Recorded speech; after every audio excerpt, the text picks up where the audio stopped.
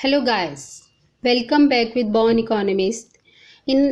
हमने अपनी last video में पॉवर्टी के बारे में पढ़ा कि पॉवर्टी क्या है, पॉवर्टी लाइन कैसे डिटरमिन किया जाता है और पॉवर्टी के क्या क्या कॉजेज़ हैं। आज के हमारे सेकंड पार्ट में हम पढ़ेंगे कि पॉवर्टी को रिमूव करने के लिए गवर्नमेंट ने क्या क्या स्टेप उठाए हैं और पॉवर्टी को कैसे हम कम कर सकते हैं। देखो, जो पॉवर्टी है ये कोई एक प्री डिफाइंड क्राइटेरिया नहीं है, ये गवर्नमेंट की तरफ से डिसाइडेड एक बाउंड्री लाइन है। गवर्नमेंट ने ये कहा है कि जो आपका रूरल एरिया है, रूरल एरिया में जो लोग एक दिन में 32 रुपीज़ अर्न करते हैं और अपने कंजप्शन पर कम से कम 2400 कैलोरीज जितना कंजप्शन करते हैं, उन लोगों को गरीब नहीं कहा जा सकता। यानी कि जो लोग एक दिन में 32 रुपये से कम कमाते हैं और 2400 कैलोरीज से कम का कंजप्शन करते हैं एक दिन प्रतिदिन के हिसाब से, उनको गरीब कहा जाएगा। इसी तरीके से अर्बन एरियाज़ की यदि बात करें तो अर्बन एरियाज़ में जो लोग प्रतिदिन 47 रुपीज़ से कम अर्न करते हैं और कैलोरीज़ का कंजम्पशन जिनका 2100 कैलोरीज से कम है, उनको बिलो पॉवर्टी लाइन काउंट किया जाता है। ये एक क्राइटेरिया है जो गवर्नमेंट ने डिसाइड कर दिया।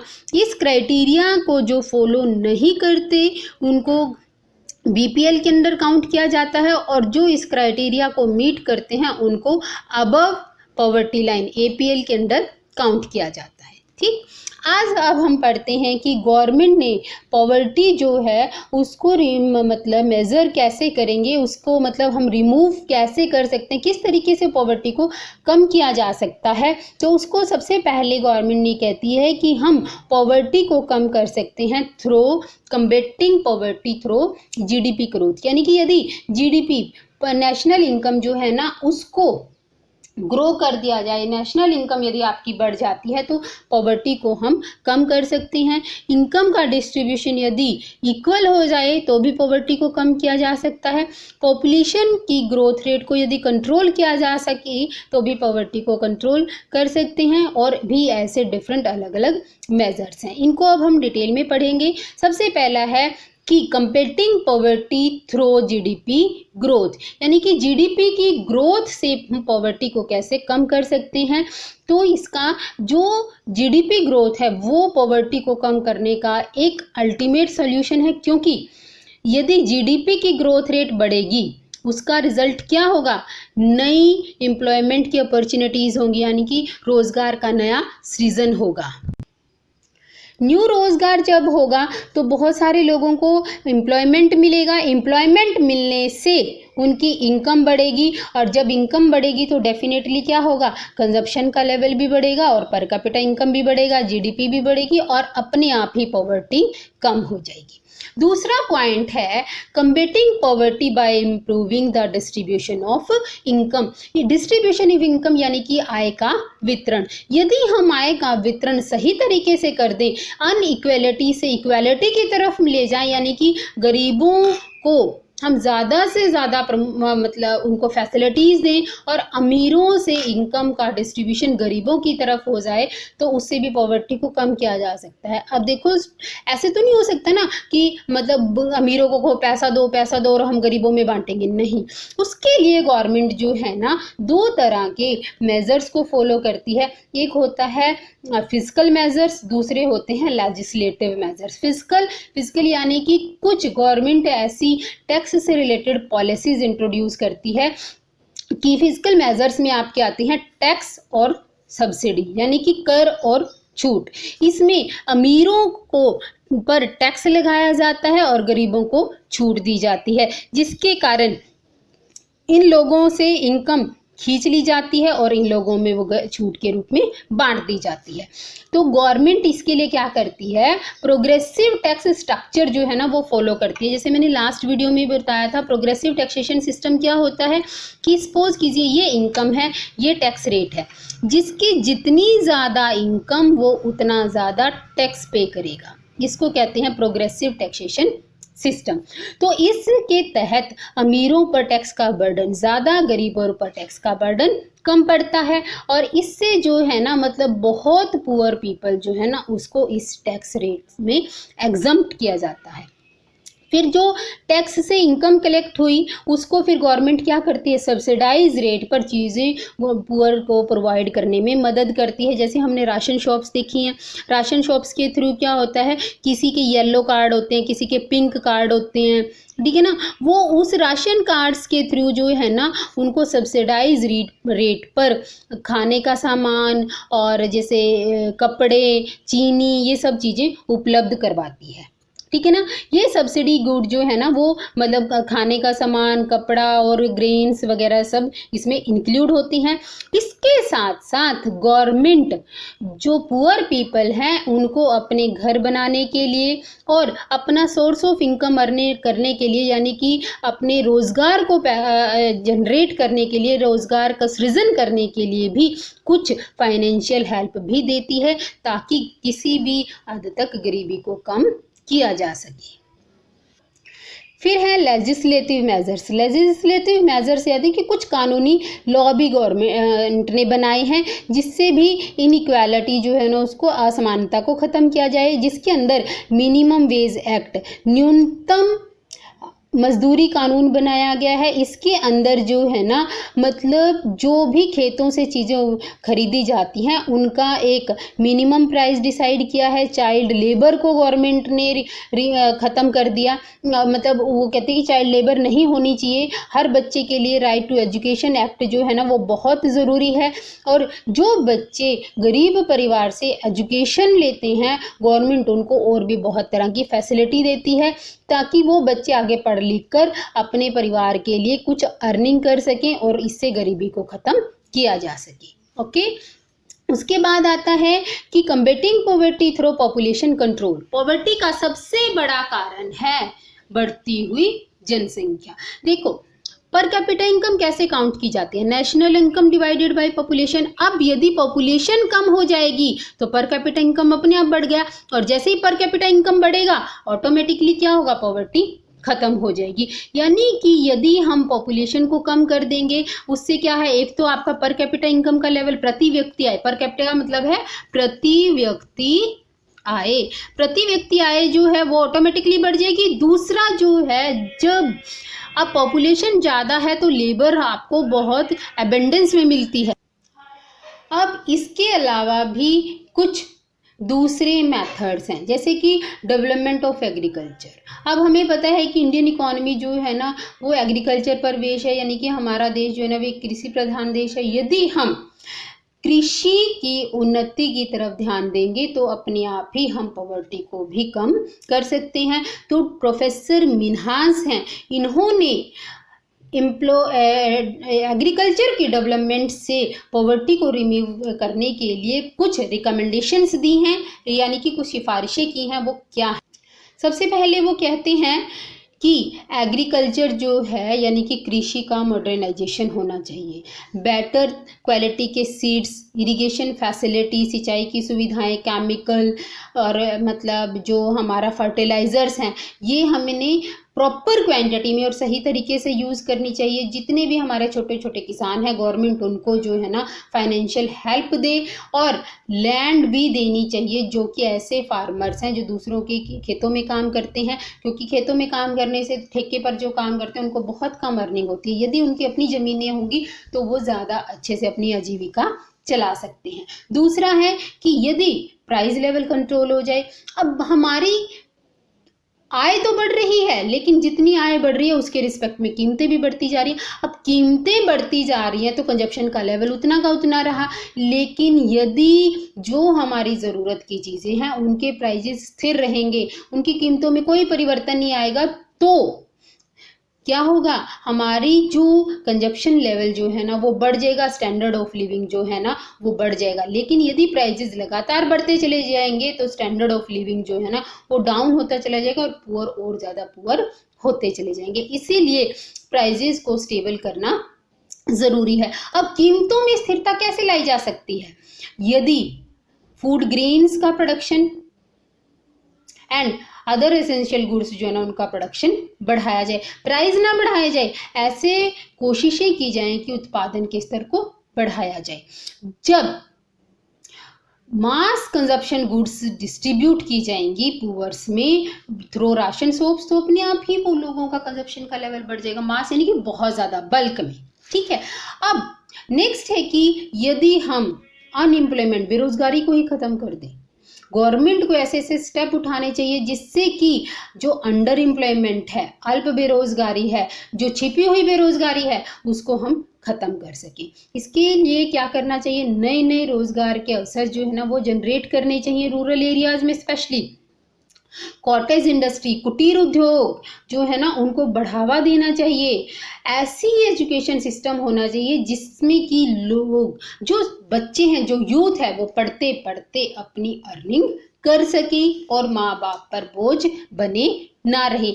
जब वो जैसे ही यूथ एज में एंटर करेंगे, उनकी एजुकेशन का लेवल ऐसा होगा जिससे वो अर्निंग कर सकेंगे, तो पर कैपिटा इनकम का लेवल बढ़ने से बेरोजगारी वो भी खत्म होगी और साथ साथ में निर्धनता पे भी छुटकारा मिल सकता है।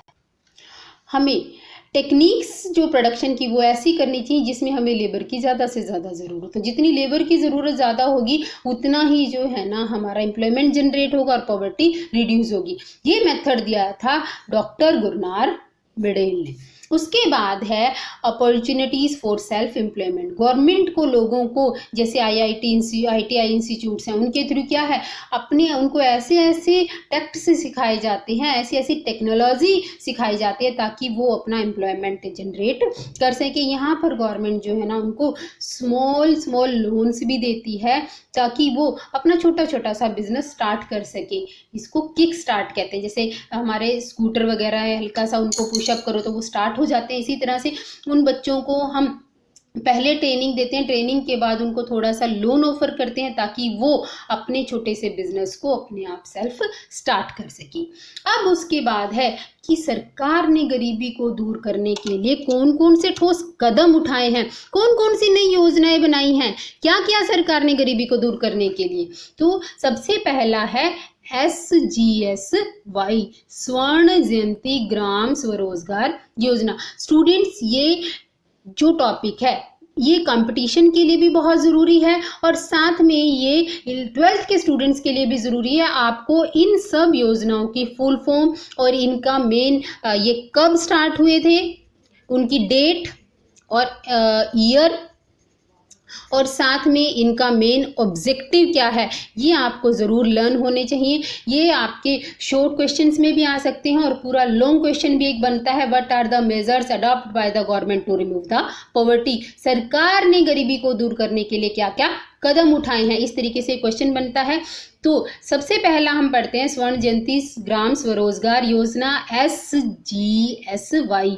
ये योजना अप्रैल में 99 में स्टार्ट की गई थी।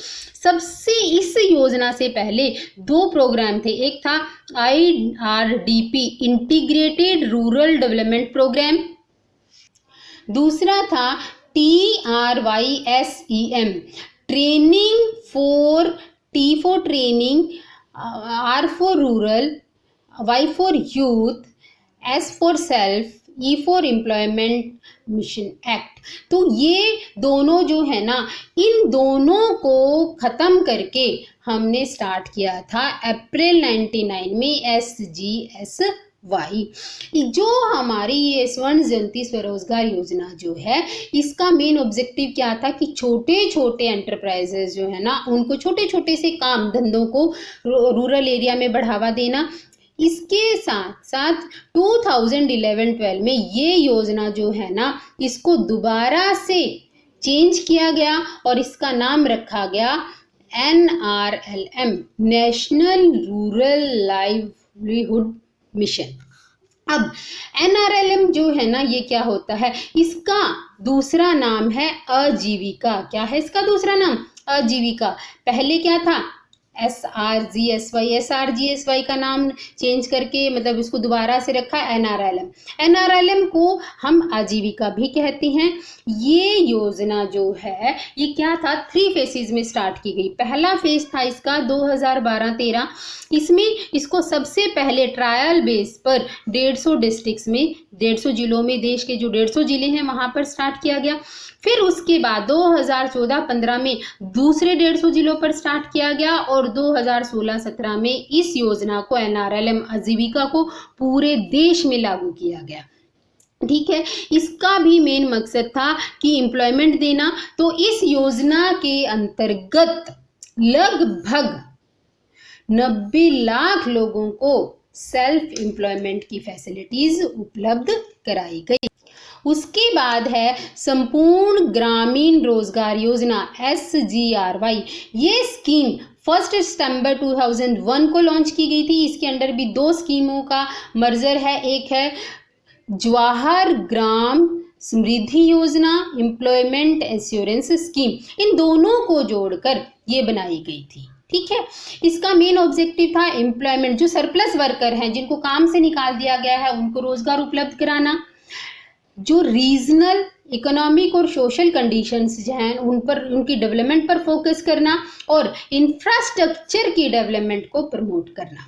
नेक्स्ट योजना थी PGY, प्रधानमंत्री ग्रामोद्योग योजना, ग्रामोद्याय योजना। ये 2001 में स्टार्ट की गई थी। इसको ये मेन मकसद था कि जो गांव में रहने वाले लोग हैं उनके स्टैंडर्ड ऑफ लिविंग के साथ साथ उनकी health, primary education, drinking water, housing और रोड्स की फैसिलिटीज को प्रमोट करना। उसके बाद है, ये बहुत इम्पोर्टेंट है, स्वर्ण जयंती शहरी रोजगार योजना।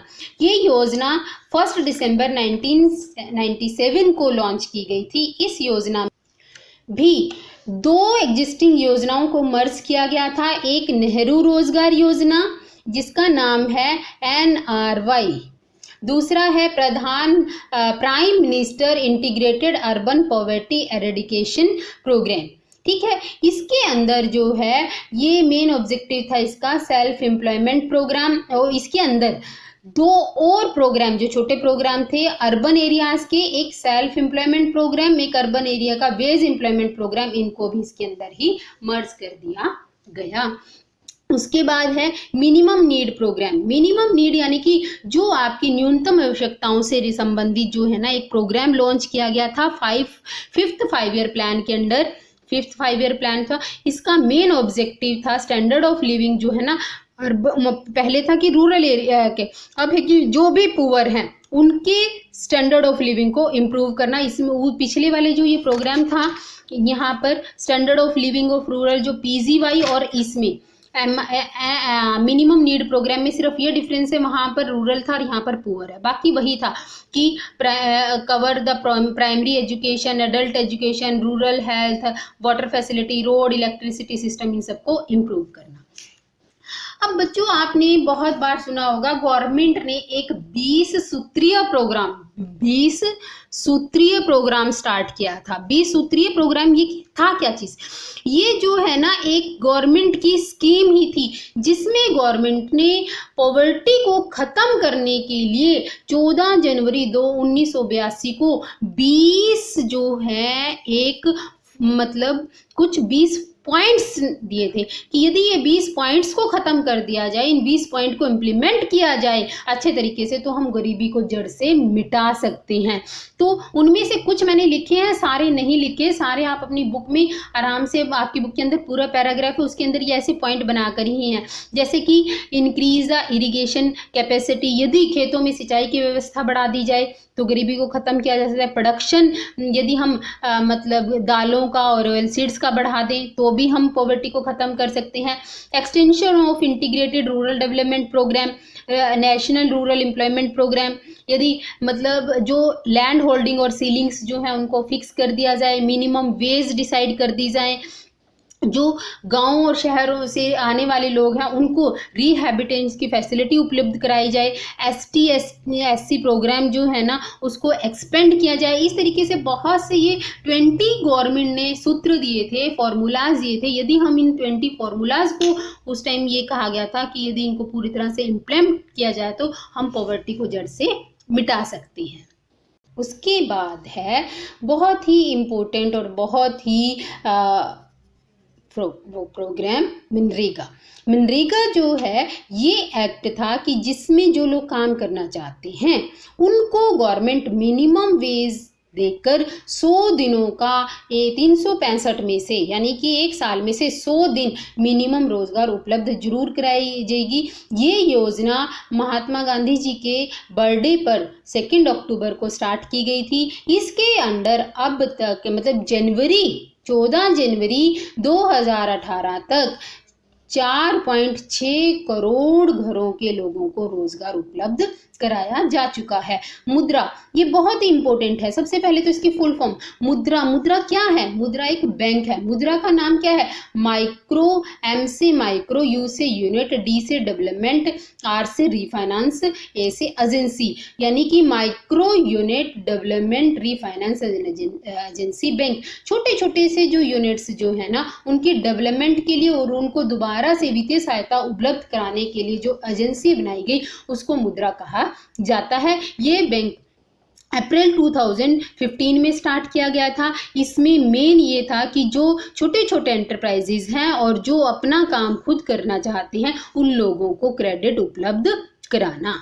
ये थी गवर्नमेंट की चलाई हुई कुछ स्कीम्स। इसके अलावा भी 2-3 और हैं, आप उनको भी स्टडी कर सकते हैं। इन स्कीम्स में आपको सबसे पहले क्या लर्न करना है? फुल फॉर्म्स इनकी सबकी, दूसरा इनकी डेट ऑफ इम्प्लीमेंट किए कब स्टार्ट किए गए, और तीसरा कि इनके मेन ऑब्जेक्टिव्स क्या थे। इसमें से आपका एक बड़ा क्वेश्चन भी आता है और छोटे छोटे क्वेश्चंस भी इसमें से बहुत सारे बनते हैं। और जो आप हमारे यूजी के स्टूडेंट्स है, यूजी के स्टूडेंट्स के लिए तो ये पूरा 16 मार्क्स का question as it is poverty पर तैयार हो जाता है। उसके बाद है कि क्या ये गवर्नमेंट ने जो पॉवर्टी एलिवेशन प्रोग्राम स्टार्ट किए गए हैं ये बिल्कुल सही इम्प्लीमेंट हुए हैं? इनकी कोई ड्रॉबैक भी है? ये पूरी तरह से इम्प्लीमेंट नहीं हो पाए तभी तो पॉवर्टी खत्म नहीं हुई, ये तो खत्म हो जाती। इसमें कुछ चेंजेस की ज़रूरत है। सबसे पहले कि वेज रेट जो है ना उसको टाइम टू टाइम इम्प्रूव करना चाहिए जैसे जैसे प्राइजेस बढ़ते हैं। पुअर की डेफिनेशन, पॉवर्टी किसको कहते हैं? आज भी बहुत लोगों को यही नहीं पता कि कौन अमीर है कौन गरीब है, पुअर कहाँ किसको जाता है, ठीक है ना। जो एडमिनिस्ट्रेशन और कंसर्न स्टाफ है वो एफिशिएंट नहीं है, वो अपने काम को पूरी तरह से नहीं करते, इसको भी चेकआउट करना बहुत ही ज़रूरी है। जो गवर्नमेंट जितने भी बेनिफिट्स दे रही है वो जो लोग, जो पुअर पीपल रिमोट एरियाज में रहते हैं या अंदरूनी गांव के अंदरूनी एरियाज में रहते हैं वहां तक तो अभी तक इन स्कीम्स का कोई भी बेनिफिट नहीं मिला। वो जैसे पहले थे आज 70-75 सालों के बाद भी उसी जीवन को जी रहे हैं, जो कि बहुत ही गलत है। इन चीजों पर ध्यान देना जरूरी है।